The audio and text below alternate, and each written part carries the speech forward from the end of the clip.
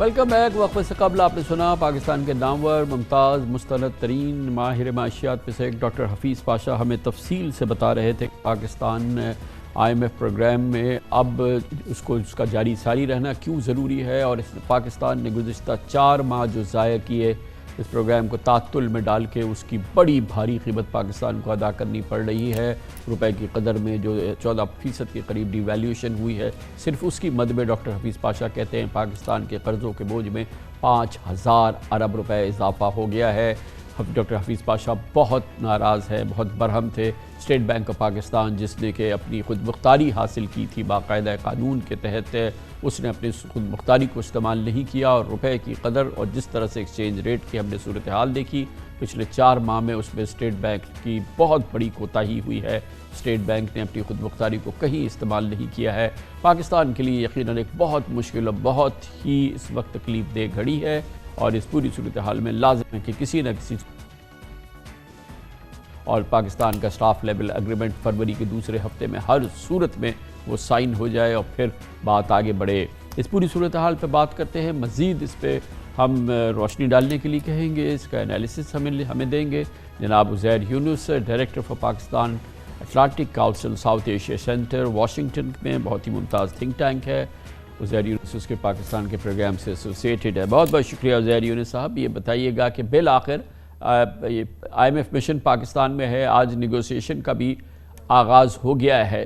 بظاہر ہم نے ابھی تک یہ دیکھا ہے کہ کوئی گنجائش نہیں ہے کہ اس میں کوئی کنسیشنز جو ہے وہ آئی ایم ایف ہمیں دے، ہماری پوری کوشش تو بہرحال ہے اس سلسلے میں، مگر یہ کہ یہ مذاکرات چل رہے ہیں جہاں لچک کی گنجائش نہیں ہے، کنسیشن کی گنجائش نہیں ہے، پاکستان کے پاس چوائس کوئی نہیں ہے کہ وہ آئی ایم ایف کی باتیں مانے، تو یہ مذاکرات کس بات پہ ہوں گے اتنا اب سے لے کے 9 فروری تک؟ کیا پس منظر ہوگا جب کہیں کنسیشن نہیں ہے، لچک نہیں ہے اور کوئی پاکستان کی امید بھی نہیں ہے؟ جی شکریہ بہت بہت، ایک بار پھر آپ نے دعوت دی۔ مذاکرات نہیں، یہ اگریمنٹ ہے کہ آئی ایم ایف کا وفد وزیر خزانہ کے ساتھ بیٹھے گا اور پوری بات چیت نہ صرف کرے گا بلکہ ایکشنز کا انتظار کرنے کے بعد ہی اب سٹاف لیول اگریمنٹ ہوگا۔ تو ایک طریقے سے اگر ہم ٹریڈیشنل پاکستانی گفتگو کریں تو وہ آپ کے گھر پہ آ کے بیٹھ گئے، اور جب تک آپ اپنے گھر کا خزانہ جو ہے پورا کھول کے ان کو نہیں دکھائیں گے اور کام پورا نہیں کریں گے، وہ نہیں جائیں گے اور بات آپ کی نہیں مانیں گے۔ اس لیے 9 دن کے لیے وفد آیا ہے۔ میں گفتگو بھی سن رہا تھا شو پہ، تو یہ 4 مہینے کا صرف مسئلہ نہیں ہے، یہ سالوں سال کا مسئلہ ہے، اس میں ہم بات بھی کرتے رہے ہیں۔ لیکن اگر ہم آگے کی طرف دیکھیں اور اسیوم کریں کہ 9 فروری تک سٹاف لیول اگریمنٹ اگر ہو بھی جاتا ہے، تو میرا ماننا یہ ہے کہ پاکستان کو اس وقت فوراً آئی ایم ایف سے ایک نئے پروگرام کی بات چیت شروع کرنا ہوگی۔ امید ہے کہ اسی وفد کے ساتھ وہ بات شروع کر دی گئی ہوگی، کیونکہ پاکستان کو ایک بڑا آئی ایم ایف پروگرام چاہیے گا گرمیوں کے اندر، اور اس کے ساتھ ساتھ پاکستان کو ڈیٹ ریسٹرکچرنگ کی بھی ضرورت ہے۔ تو یہ ایسا نہیں ہے کہ یہ سٹاف لیول اگریمنٹ ہو جائے تو معیشت مستحکم ہو جائے گی۔ میرے اندازے کے مطابق یہ اگریمنٹ اور سعودی عرب، چین، ایمریٹ سے جو پیسے آئیں گے وہ زیادہ سے زیادہ آپ کو جون کے مہینے تک لے جائیں گے ایک مستحکم صورت میں، لیکن اس کے بعد ایک بار پھر پاکستان کو بیرونی سپورٹ کی ضرورت ہوگی، اور بہتر یہ ہے کہ اسی وقت ایک بڑے پیکج، ایک ڈیٹ ریسٹرکچرنگ پروگرام پہ بات چیت شروع کر دی جائے، کیونکہ ورنہ جو ہے وہ ایک بار پھر جون میں ہم آئیں گے اور یہی بات ہو رہی ہوگی کہ دیر کر دی مگر آتے۔ عزیر صاحب یہ بتائیے گا کہ کیا اثرات ہوں گے جب ہم بجلی کی قیمت میں مثال کے طور پہ 7.5 روپے پر یونٹ اضافہ کر دیں گے، ہم پیٹرولیم لیوی کی پس منظر میں ہم اس کا اضافہ کر دیں گے، یا ہو سکتا ہے کہ جی ایس ٹی بھی لگا دیں، اگر ہم ٹیکسز میں اضافہ کر دیں جو آئی ایم ایف تقاضا کر رہا ہے کہ 800 850 ارب کا آپ کو جو ہے ٹیکس میں ایک منی بجٹ ٹائپ آپ کو کچھ دینا ہے۔ دوسری بات، پاکستان کے جو مزید تقاضے ہیں وہ ابھی آپ نے سنا خاقان نجیب صاحب کی گفتگو میں بھی، جو پاکستان کو پورے کرنے ہیں، جو پاکستان کے جو جہاں پر پاکستان نے اپنے ٹارگٹس پورے نہیں کیے ہیں ان کو بھی پورا کرنا ہو، آئی ایم ایف کی ساری بات بنانا، تو اس کے اثرات عوام پہ، قوم پہ اور اس ملک پہ کیا ہوں گے؟ جی اثرات تو بہت ہی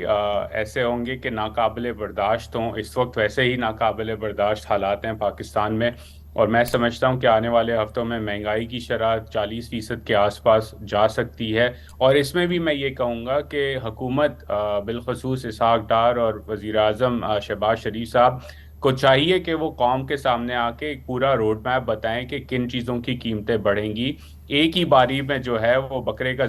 گلا ذبح کر دیں تو بہتر ہوگا. ایک دن وہ پیٹرول کی قیمت بڑھاتے ہیں, ایک دن روپے کی قدر چھوٹ دے دیتے ہیں, ایک دن بجلی کی قیمت بڑھانے لگیں گے. تو ضروری ہے کہ پاکستانی شہریوں سے سچ بولا جائے کہ آنے والے مہینے بہت ہی خطرناک ہوں گے, بہت ہی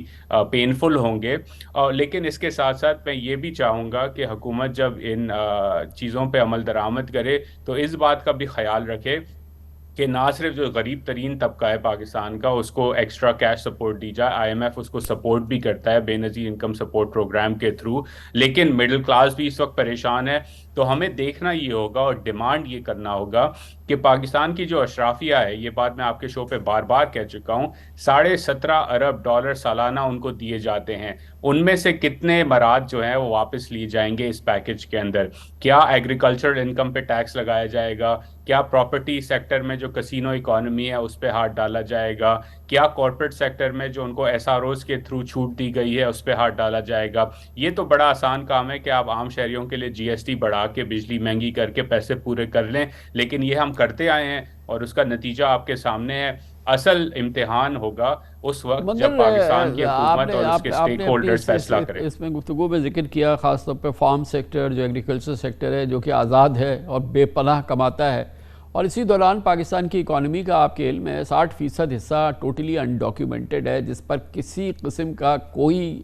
زور نہیں ہے, اور صرف وہ لوگ جو بیچارے ٹیکس دیتے ہیں, جو tax to G D P ratio کے 8% لوگ ہیں, انہی کا قیمہ نکلتا رہتا ہے مسلسل. اور آپ نے دیکھا تھا کہ یہ مفتاح اسماعیل نے کوشش کی تھی کہ یہ جو بجلی چوری ہوتی ہے اور جس میں جو ٹیکس نہیں دیا جاتا, اور یہ تمام معاملات جو ہیں ٹیکسیشن کے معاملے کے لیے انہوں نے کہا کہ بجلی کے بل میں جو دکان والے ہیں یا کارخانے والے ہیں ان کی بلوں میں انہوں نے 3,000 5,000 روپے لگا دیے تھے. تو مریم نواز نے ایک ٹویٹ کر کے وہ ختم کرا دیا. تو یہ جو علل تللے ہے ہماری اکانومی کا, اور یہ جو عیاشیاں ہیں, اس کا ذکر نہیں ہوتا, اس پر کوئی نظر نہیں ہوتی, اور یہ وارے نیارے ہیں اس پورے سیکٹر کے. جی بالکل وارے نیارے ہیں, اور اگین اسی بات پہ ہماری رسپانسبلٹی ہے کہ ہم سٹیک ہولڈرز کو پریشر کریں کہ آپ جو ہے اپنے تئیں جو کچھ کر سکتے ہیں اشرافیہ سے ٹیکس اکٹھا کرنے کے لیے وہ کریں. شروعات اگر کرنی ہی ہے کامران صاحب تو 2 جگہیں ہیں جو اگزامپل آ جائے تو ہم میرے جیسے کافی لوگ کہیں تالیاں بجائیں گے. ایک تو پاکستان میں جو پروونشل اور نیشنل اسمبلی ہیں اس پہ لوگ شاہانہ انداز میں رہتے ہیں, لیکن ان کے ٹیکس ڈائریکٹلی دیکھا جائے تو ہم سب کو معلوم ہے وہ کتنا ٹیکس دیتے ہیں اور رہتے کس طرح ہیں. دوسرا ابھی حال ہی میں اگزامپل آیا تھا کہ لاہور جمخانہ کی جو زمین ہے وہ سالانہ 5,000 روپے جو ہے رینٹ دیتی ہے اس زمین کا, حالانکہ اصل میں میرے مطابق 30 کروڑ ماہانہ بنتا ہے اس زمین کا رینٹ جو سرکار کو ملنا چاہیے. تو اگین اگر سرکار سیریس ہے ریفارم کرنے میں, سرکار سیریس ہے بوجھ ڈالنے میں لوگوں پہ, اور وہ بوجھ ڈالنا ہی پڑے گا, ایسا نہیں ہے کہ آپ عام شہری پہ بوجھ ڈالے بغیر نکل سکتے ہیں اس دلدل سے, لیکن ضروری یہ بھی ہے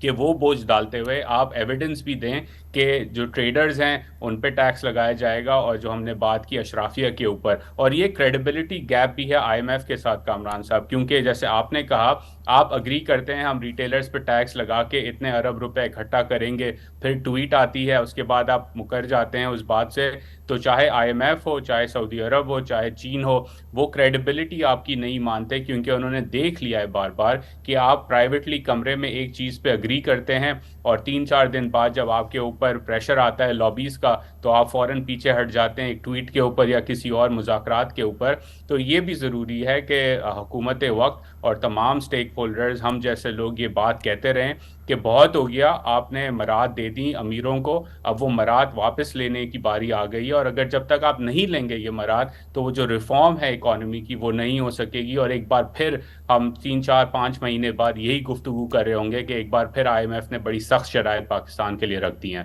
یہ فرمائیے گا کہ آپ نے کہا کہ اگلے سال کی بھی بات کریں, کیونکہ ہمارا اگلا سال بھی نہیں گزر سکتا بغیر آئی ایم ایف پروگرام کے, ہمیں اس کے لیے بھی ابھی سے تیاری کرنی چاہیے. مگر اگلے سال اور یہ 9th ریویو کے بیچ میں 10th ریویو بھی ہے نا,